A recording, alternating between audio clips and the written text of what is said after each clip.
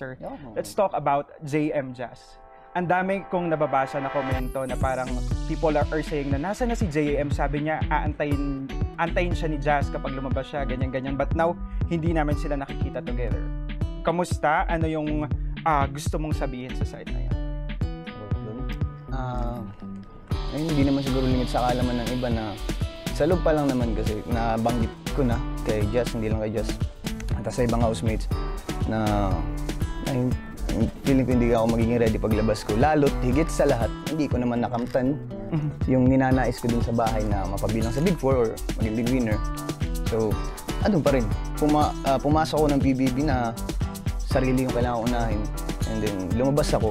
Yun pa rin yung nakita ko. Kailangan ko pa rin ayusin ang sarili ko. Kailangan ko munang iangat yung sarili ko bago ako pumasok sa isang relasyon.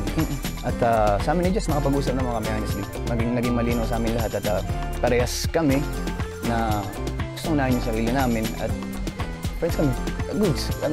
Good term kami ni Jess. At ayun, hindi ko lang maintindihan bakit kailangan i-bash yung babae. Wala naman, napakabuting tao, napakabuting babae. At ayun lang, hindi ko lang maintindihan bakit sa kanya napupunta lahat ng galaw ko.